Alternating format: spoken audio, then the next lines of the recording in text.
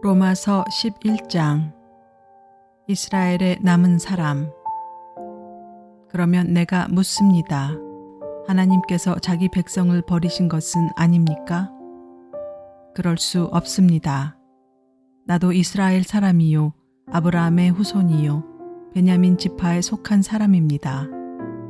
하나님께서는 미리 아신 자기 백성을 버리지 않으셨습니다. 여러분은 성경이 엘리야를 두고 하신 말씀을 알지 못합니까? 그가 이스라엘을 고발하여 하나님께 이렇게 호소하였습니다. 주님, 그들은 주님의 예언자들을 죽이고 주님의 제단들을 헐어버렸습니다. 남은 것은 나 혼자밖에 없는데 그들은 내 목숨마저 찾고 있습니다. 그런데 하나님께서는 그에게 어떻게 대답하셨습니까? 내가 바알에게 무릎을 꿇지 않은 사람 7,000명을 내 앞에 남겨두었다 하셨습니다. 이와 같이 지금 이 시기에도 은혜로 택하심을 입은 사람들이 남아 있습니다. 은혜로 된 것이면 행위에 근거한 것이 아닙니다. 그렇지 않으면 그 은혜는 이미 은혜가 아닙니다. 그러면 무슨 결과가 생겼습니까? 이스라엘 백성은 찾던 것을 얻지 못하였지만 택하심을 받은 사람들은 그것을 얻었습니다. 그리고 그 나머지 사람들은 완고해졌습니다. 성경에 이렇게 기록한 바와 같습니다. 하나님께서 그들에게는 혼미한 영을 주셨으니 오늘까지 그들은 눈이 있어도 보지 못하고 귀가 있어도 듣지 못한다. 다윗도 다음과 같이 말하였습니다. 그들의 밥상이 그들에게 올무가 되고 덫이 되게 하여 주십시오. 그들이 걸려 넘어지고 보복을 받게 하여 주십시오. 그들의 눈이 어두워져서 보지 못하게 되도록 하여 주십시오. 그들의 등이 언제나 굽어있게 하여 주십시오. 이방 사람의 구원. 그러면 내가 묻습니다. 이스라엘이 걸려 넘어져서 완전히 쓰러져 망하게끔 되었습니까? 그럴 수 없습니다. 그들의 허물 때문에 구원이 이방 사람에게 이르렀는데 이것은 이스라엘에게 질투하는 마음이 일어나게 하려는 것입니다. 이스라엘의 허물이 세상의 부요함이 되고 이스라엘의 실패가 이방 사람의 부요함이 되었다면 이스라엘 전체가 바로 설 때에는 그 복이 얼마나 더 엄청나겠습니까? 이제 나는 이방 사람인 여러분에게 말합니다. 내가 이방 사람에게 보내심을 받은 사도이니만큼 나는 내 직분을 영광스럽게 생각합니다. 나는 아무쪼록 내 동족에게 질투심을 일으켜서 그 가운데서 몇 사람만이라도 구원하고 싶습니다. 하나님께서 그들을 버리심이 세상과의 화해를 이루는 것이라면 그들을 받아들이심은 죽은 사람들 가운데서 살아나는 삶을 주심이 아니고 무엇이겠습니까? 만물로 바치는 빵 반죽덩이가 거룩하면 남은 온덩이도 그러하고 뿌리가 거룩하면 가지도 그러합니다. 그런데 참 올리브 나무 가지들 가운데서 얼마를 잘라내시고서 그 자리에다 돌 올리브 나무인 그대를 접붙여 주셨기 때문에 그대가 참 올리브 나무의 뿌리에서 올라오는 양분을 함께 받게 된 것이면 그대는 본래의 가지들을 향하여 우쭐대지 말아야 합니다. 비록 그대가 우쭐댈지라도 그대가 뿌리를 지탱하는 것이 아니라 뿌리가 그대를 지탱한다는 것을 명심해야 합니다. 그러므로 본래의 가지가 잘려나간 것은 그 자리에 내가 접붙임을 받게 하시려는 것이었다 하고 그대는 말해야 할 것입니다. 옳습니다. 그 가지들이 잘린 것은 믿지 않은 탓이고 그대가 그 자리에 붙어 있는 것은 믿었기 때문입니다.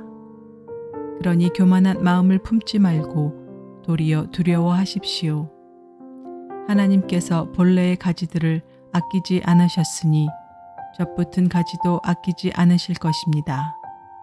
그러므로 하나님의 인자하심과 준엄하심을 생각해 보십시오. 하나님은 넘어진 사람들에게는 준엄하십니다. 그러나 그대가 하나님의 인자하심에 머물러 있으면 하나님이 그대에게 인자하게 대하실 것입니다. 그렇지 않으면 그대도 잘릴 것입니다. 그러나 믿지 않았던 탓으로 잘려나갔던 가지들이 믿게 되면 그 가지들도 접붙임을 받게 될 것입니다. 하나님께서는 그들을 다시 접붙이실 수 있습니다.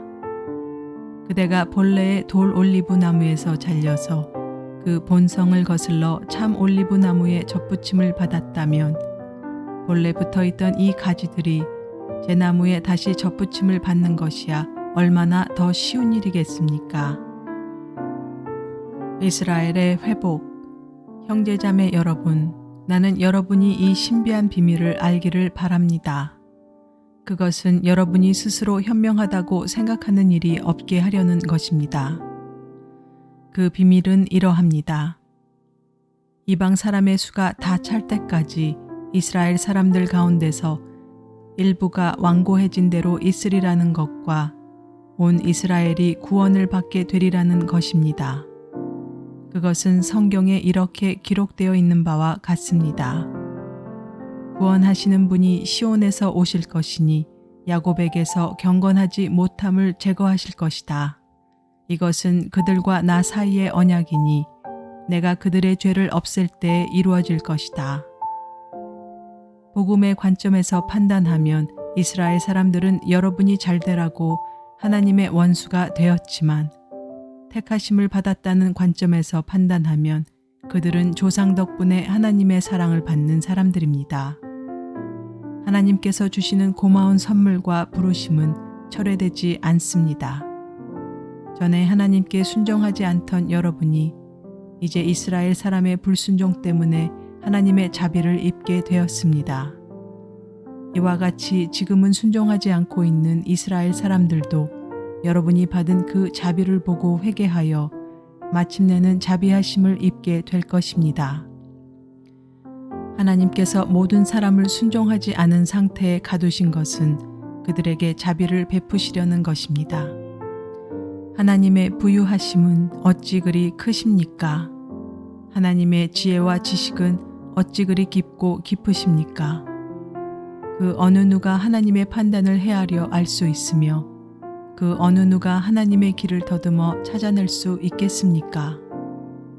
누가 주님의 마음을 알았으며 누가 주님의 조언자가 되었습니까? 누가 먼저 무엇을 드렸기에 주님의 답례를 바라겠습니까? 만물이 그에게서 나고 그로 말미암아 있고 그를 위하여 있습니다. 그에게 영광이 세세히 있기를 빕니다. 아멘. 로마서 12장.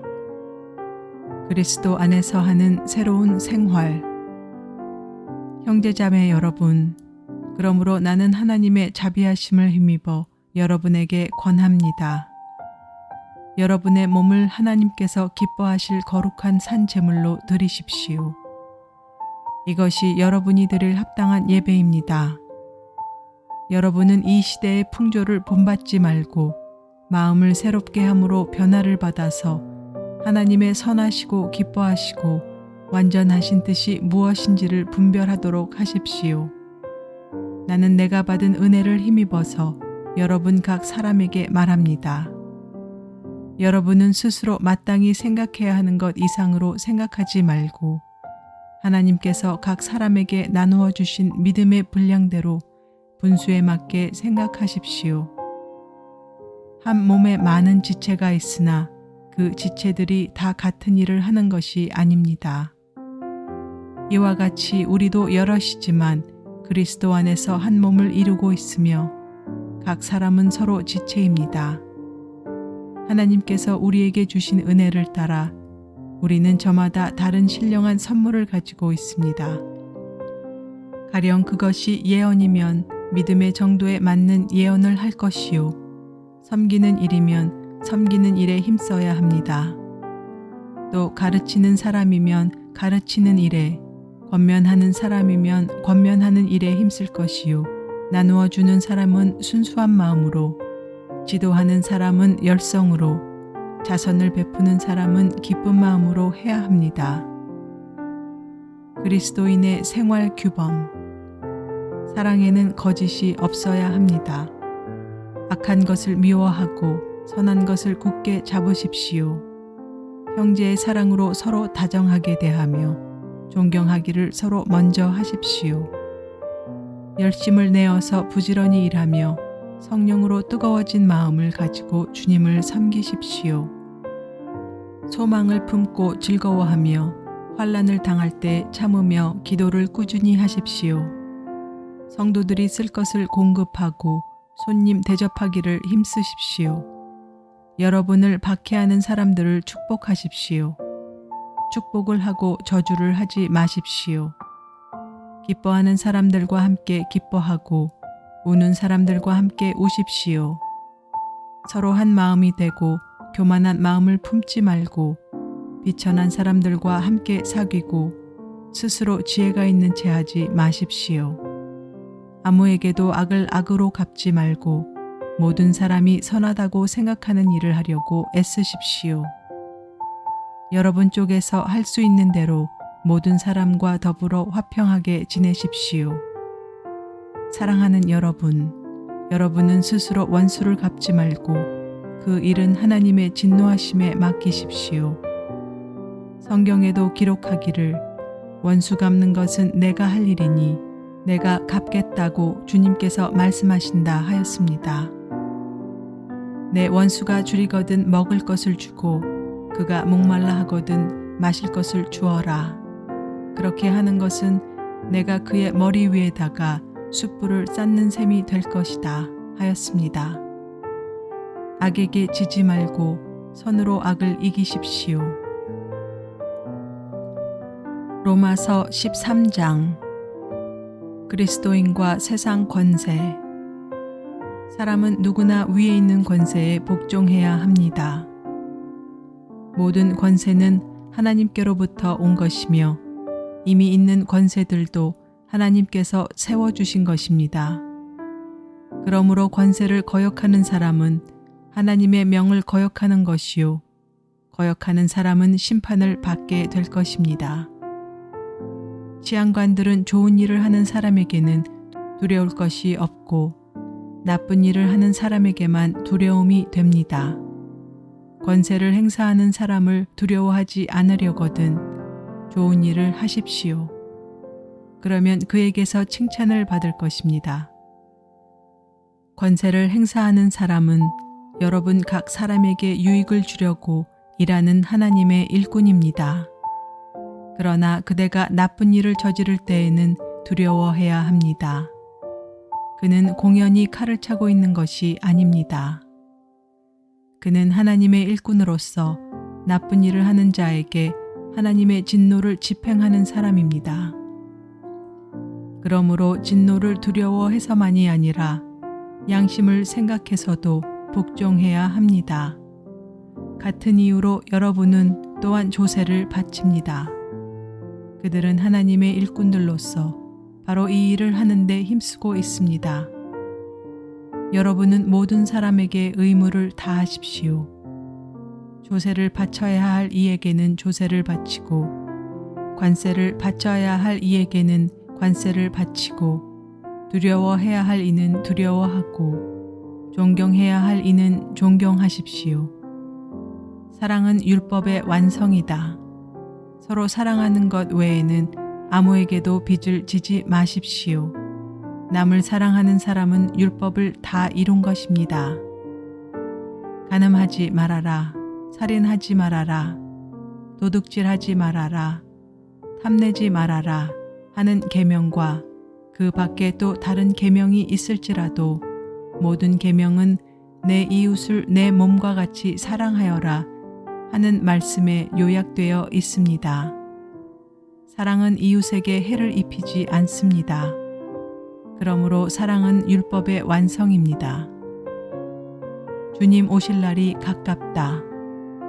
여러분은 지금이 어느 때인지 압니다. 잠에서 깨어나야 할 때가 벌써 되었습니다. 지금은 우리의 구원이 우리가 처음 믿을 때보다 더 가까워졌습니다. 밤이 깊고 낮이 가까이 왔습니다. 그러므로 우리는 어둠의 행실을 벗어버리고 빛의 갑옷을 입읍시다. 낮에 행동하듯이 단정하게 행합시다. 호사한 연애와 술 취함, 음행과 방탕, 싸움과 시기에 빠지지 맙시다. 주 예수 그리스도로 옷을 입으십시오. 정욕을 채우려고 육신의 일을 꾀하지 마십시오.